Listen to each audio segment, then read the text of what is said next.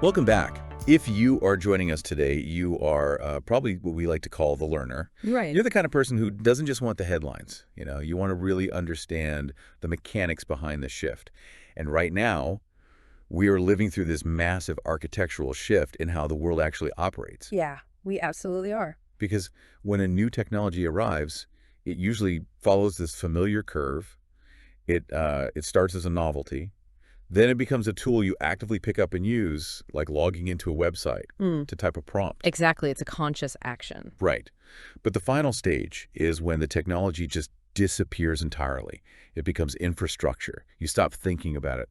The same way you don't really think about the municipal water supply when you turn on your kitchen tap. Yeah, it moves from being an interface we interact with to just an ambient environment we exist within. And if you look at the data over the last few months, that transition is, well, it's no longer theoretical. No, it's not. And that is the mission for today's deep dive. We have a massive stack of sources in front of us today. We really do. We're talking everything from Palantir's highly controversial new hiring philosophies and Figure AI's factory robots to a secret national security agency dispute over AI hardware, and even Anthropic's new models that are quite literally dreaming at night. Dreaming. Yeah, it's wild. It is. We are going to connect the dots on how AI is quietly becoming the invisible infrastructure running our physical and digital reality. Okay, let's unpack this. I want to start with a thesis from Palantir CEO Alex Karp. Oh, this is a fascinating one. It really sets up this tension perfectly. Karp is basically arguing that elite university degrees, particularly in the humanities, are dead assets now.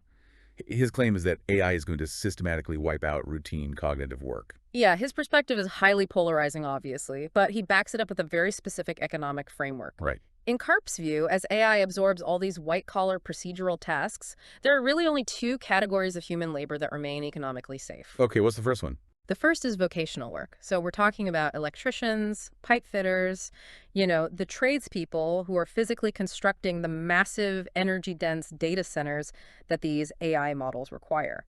Which, that makes sense on the surface. You can't exactly code a plumbing fix. Right, you need hands-on pipes. But what is his second category? The second group he identifies is neurodiverse lateral thinkers. So people with dyslexia, ADHD, or autism. Interesting. Why that specific group? Well, the underlying logic here is that traditional corporate education systems are optimized to produce procedural experts, people who are very good at following complex rules. But if an AI can execute a procedural script infinitely faster and cheaper than a human, that skill loses its premium. Ah, I see. So Karp is betting that cognitive flexibility, the ability to improvise, break patterns, connect seemingly unrelated concepts, is the only human cognitive trait that a machine cannot easily replicate. And Palantir is putting a staggering amount of money where their mouth is on this. Looking at the source documents, they've launched something they call the Meritocracy Fellowship. Yes, the numbers on this are wild. They are. They are targeting high schoolers who score at least a 1460 on the SAT. And they are offering them $5,400 a month in pure income to just skip college entirely and join Palantir immediately. That's a massive incentive to bypass the university system. It is. And alongside that, they've set up a $200,000 neurodiversity fellowship. They want to actively recruit individuals who might, fail a standard corporate interview, but completely excel at nonlinear problem solving. They are essentially trying to bypass the traditional university filtering mechanism entirely. They're assuming that the university is optimizing for the wrong kind of brain in the modern era. I follow the logic on the cognitive side, I really do. But I have to push back on Karp's first assumption. Vocational work. Yeah, the idea that physical blue-collar labor is a safe harbor. Because if we look at our sources regarding Figure AI, physical labor is absolutely in the crosshairs already. We aren't waiting for the robots to arrive, they're already clocking in. Yeah, the data out of Figure AI's recent deployment paints a very different picture than Karp's safe harbor theory. This was at the BMW plant in Spartanburg. Right, South Carolina. Exactly. And this was not a carefully curated lab demonstration. This was active, real-world manufacturing. So what were the actual metrics? Over an 11-month span, Figure's second-generation humanoid robot, the F.02, ran 10-hour shifts, 5 days a week. Wow. Yeah. It loaded more than 90,000 sheet metal parts, logged over 1.2 million physical steps, and directly contributed to the assembly of over 30,000 X3 vehicles. 30,000 vehicles. I mean, that moves past the pilot program phase and straight into scalable infrastructure. It does. But I'm actually more interested in what went wrong during that deployment, because that tells us how fast this technology is really maturing. Absolutely. The failures are the most instructive part of the report. During those 10-hour shifts, Figure identified that the F.02's primary hardware failure point was the forearm. I imagine a robotic wrist has to deal with an immense amount of strain. You've got tight physical packaging, you need high dexterity to manipulate the sheet metal, and you're constantly fighting thermal limits because the motors generate a ton of heat. That's the exact mechanical reality. The original F.02 design used a printed circuit board like a microcontroller in the arm to distribute communication signals down to the actuators in the wrist. Okay. But when you have dynamic cabling bending thousands of times a day under heavy loads, those distribution boards become really fragile. So how do they fix it? For the newly released F.03 model, Figure completely re-architected the electronics. They eliminated the distribution board entirely. Now, each individual motor controller in the wrist communicates directly with the main computer in the torso. Oh, wow. So they just stripped out the middleman. Exactly. By stripping out that middle layer of hardware, they drastically improved reliability and solved the thermal management issue at the same time. And we're seeing that reliability translate outside of automotive manufacturing, too. Yeah. Figure also ran a 24-hour nonstop package sorting test using their Helix O2 system. Right, the logistics test. Yeah. 3 robots sorted over 28,000 packages. The cycle time was hovering around 3 seconds per package, which they note is approaching human parity. That speed is incredible. But the critical detail in this report isn't just the speed, it's the autonomy. There was no human teleoperation. If a robot fumbled a box, the system triggered an automatic reset. It fixed its own mistakes. Exactly. And if one robot needed to charge or required maintenance, the fleet software autonomously subbed in a backup robot without ever halting the sorting line. Which really brings us back to the flaw in Karp's thesis. Yeah. When you place the advancements in large language models next to these breakthroughs in physical robotics, the squeeze is happening on both ends simultaneously. Yeah. White-collar cognitive routine is being automated by software, and blue-collar physical repetition is being automated by humanoids.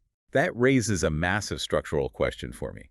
If both the physical floor and the cognitive desk are being reshaped, who actually controls the transition? That's the multi-billion-dollar question. Right. You would naturally assume that agile AI-native startups would be sweeping the board and displacing all the old legacy tech companies. The financial markets anticipated that exact scenario, honestly, but the earnings data is showing the complete opposite. Really? Yeah. The legacy incumbents have a structural defense mechanism that the startups simply cannot penetrate. Look at the fiscal Q1 2027 results from Workday. Okay, the legacy sauce company. Exactly. Software as a service. They provide cloud-based HR and financial management tools to massive enterprises, and they are aggressively beating back the AI startups. But they aren't doing it by building a smarter foundational AI model than the startups, right? They are winning because they have a data moat. A seemingly insurmountable data moat. Workday processes roughly 1.4 trillion annual transactions. Trillion, with a T. With a T, we are talking about hiring pipelines, payroll histories, internal compliance policies, and organizational charts for thousands of the world's largest companies. They refer to this internally as possessing a world model of work. And the financial metrics reflect that dominance. The sources show over 4,000 of their enterprise customers are actively using Workday's organic AI agents. Yeah, the adoption rate is huge. That specific segment is pushing their agentic AI annual recurring revenue, their ARR, toward the $500 million mark. They've introduced this flex credits purchasing model, and whenever a client includes AI in their renewal, the deal sizes are expanding by 50%. 50%. And the underlying dynamic here is the integration burden.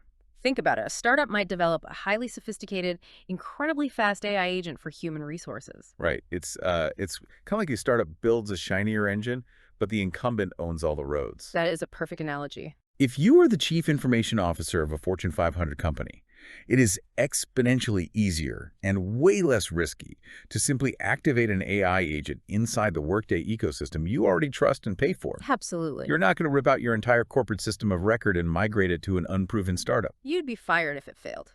That integration friction is the ultimate shield. And we have to recognize that this dynamic, where whoever owns the base data platform controls the AI implementation, it has consequences far beyond enterprise software. How so?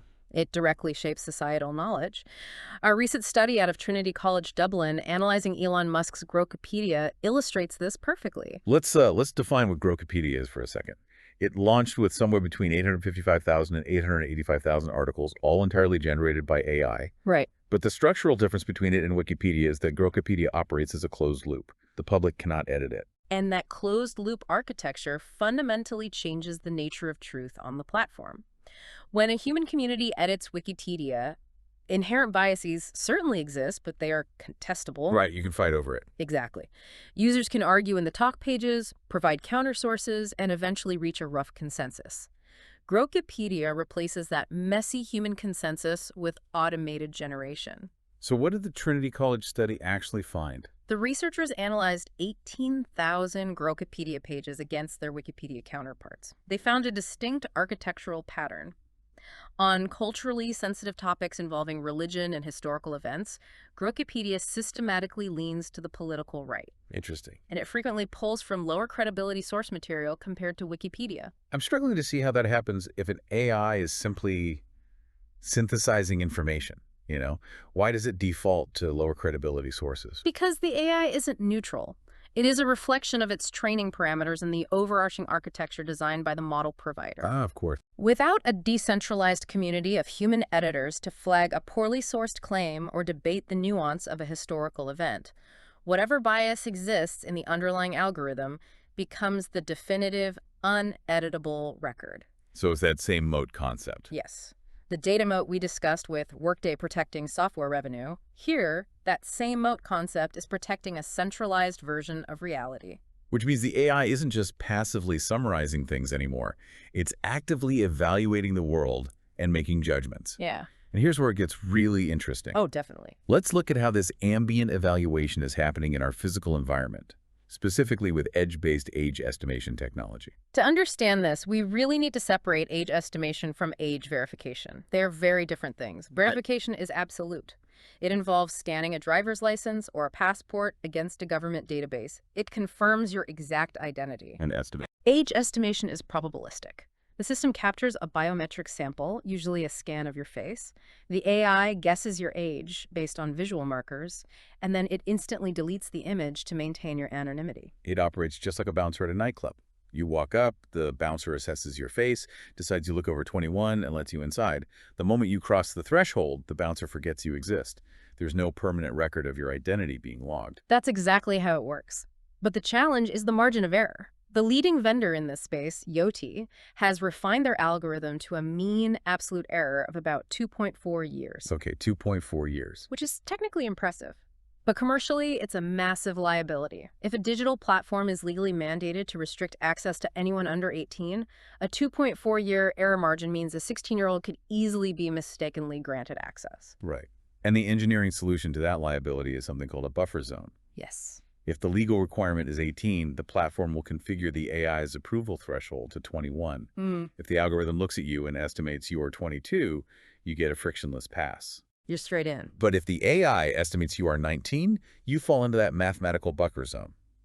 The automated gate stays closed, and the system prompts you to verify your age with a hard physical ID. The buffer zone protects the company from legal liability, but it inadvertently exposes a glaring flaw in computer vision.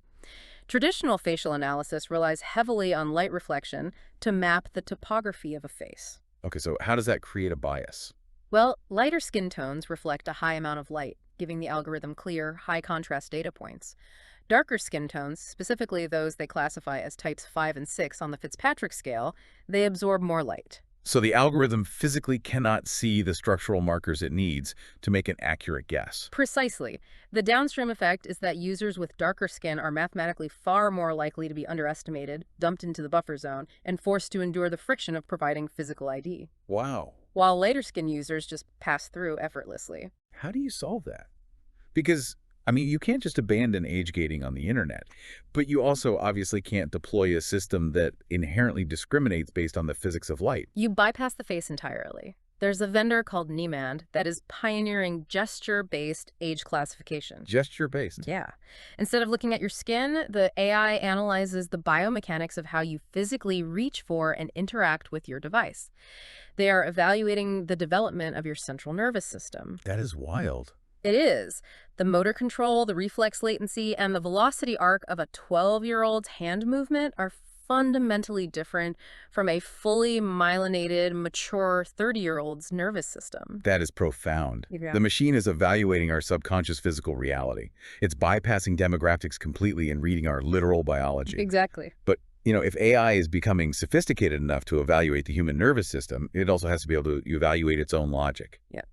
Let's shift to how these models check their own work, looking at Anthropic's new outcomes feature. This is a huge shift in architecture. Historically, large language models have been autoregressive. Meaning what exactly? It means they generate text by simply predicting the most likely next word over and over based on what they just wrote. The inherent danger is that if the model makes a tiny logical misstep early in a response, it anchors itself to that error. Oh, I see. It hallucinates further just to justify the initial mistake. It becomes trapped in its own cognitive bias. It's the same reason you can't effectively proofread an essay you just spent 6 hours writing. Yes. Your brain already knows what you intended to say, so it glosses right over the typos. You need a completely fresh pair of eyes to spot the errors. Anthropic's outcome system basically automates that fresh pair of eyes. Under this framework, you don't just give the AI a task, you also provide a strict mathematical evaluation rubric. Okay. Once the primary AI generates its first draft, the system spins up a secondary evaluator AI. And crucially, this evaluator operates in a pristine context window. Meaning it hasn't seen the messy rough draft process. Right. It has absolutely no memory of the initial generation process or the logic the first AI used. It simply grades the final output against the rubrics. If the draft fails, it kicks it back for a rewrite. And does that actually improve performance? Dramatically. By isolating the evaluator from the generator, Anthropic increased complex task success rates by 10 full percentage points. I understand the mechanics of isolated evaluation, but Anthropic is taking this a step further with a research preview they're calling dreaming. And I will admit, this concept kind of trips me up. It sounds like science fiction. Right. Servers don't sleep. What is actually happening under the hood when an AI dreams? It is a process of unsupervised background consolidation. Typically, when you finish a session with an AI, that interaction just vanishes. The model experiences digital amnesia, and the next user starts from a baseline state. Makes sense. But during the dreaming phase, Anthropic utilizes times when server compute resources are low, essentially, when the system is asleep relative to user demand. The model runs a background process that reviews the anonymous logs of thousands of disparate user sessions. Oh, wow. It searches for patterns in how it successfully solved problems and where its logic failed. It then uses those insights to permanently update its own internal behavioral guardrails. So it is synthesizing its historical experiences to improve its future baseline performance, exactly the way the human brain consolidates memories during REM sleep. Precisely. The sources mention a law firm called Harvey testing this. They didn't change the underlying model. They just allowed the AI to quietly learn from its own historical successes and failures across thousands of legal queries. And the results are staggering. A 6x jump in task completion. The machine is autonomously rewriting its own operational manual overnight. And this capability, this autonomous, continuous self-improvement, it brings us to the final physical reality of our discussion today. The compute constraints. Exactly. Running models that can dream, evaluate nervous systems, and operate fleets of humanoid robots requires an astronomical amount of raw compute power, which has triggered a severe geopolitical collision at the highest levels of infrastructure. This clash between the White House and the Pentagon over AI infrastructure is fascinating because it proves that software is still ultimately bound by physical hardware. Yes. We recently saw a dramatic intervention where White House Chief of Staff Susie Wiles personally stepped in to override a Department of Defense supply chain risk designation. Why was the DoD involved? The Pentagon was attempting to block Anthropic's contract to provide AI services to the National Security Agency. Wiles forced the contract through just to ensure the intelligence community kept its AI capabilities online. But why did she have to do that? Why couldn't the NSA just, use a different approved vendor? Because of a severe hardware bottleneck. Yeah. The NSA's highly classified air-gapped networks do not have access to the newest generation of NVIDIA Grace Blackwell chips. They are operating on older, legacy classified hardware. Anthropic engineered a highly specialized version of their model known as Mythos, specifically designed to function efficiently on that older NSA hardware. Wow, so that legacy compatibility is Anthropic's ultimate moat in this case. It is. The NSA literally could not run a competitor's frontier model on their existing servers, even if they wanted to. But to get the Pentagon to back down, the contract was significantly revised, right? Yes. They stripped out a controversial clause that allowed for any lawful use, and they explicitly restricted the intelligence agencies from using the Anthropic model to process the data of American citizens. Which makes sense from a privacy standpoint. Right. And furthermore, the White House recognized how vulnerable this hardware dependency makes the government. They are now quietly backing a secret $9 billion chip procurement plan. $9 billion. Yeah. It's aimed specifically at upgrading this classified infrastructure so the intelligence apparatus isn't permanently captive to a single vendor's legacy compatibility. It is a stark reminder that in the era of ambient AI, geopolitical supremacy isn't just about writing the smartest software. It is heavily dependent on raw procurement power, physical hardware realities, and the executive political will to deploy it. Absolutely. So what does this all mean? If we step back and survey the entire board, the narrative is remarkably cohesive.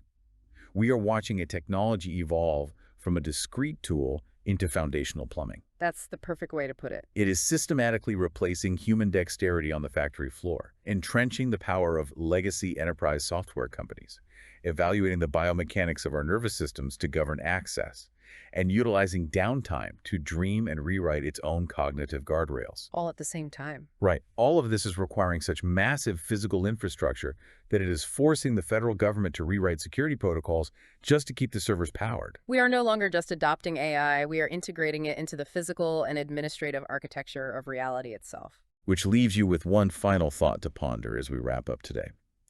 If these ambient systems are going to silently run our supply chains, evaluate our biometrics, and rewrite their own operational logic overnight, offline ceases to be the default state of human existence. Yeah. In a world where the infrastructure constantly perceives and categorizes you, will the ultimate luxury of the future be the financial ability to opt out? Will the wealthy pay a premium to remain unperceived by the machine, while the rest of us are forced to constantly negotiate our daily reality with an invisible ambient algorithm? Thank you for joining us on this deep dive. Keep asking questions, keep looking beneath the surface, and we will see you next time.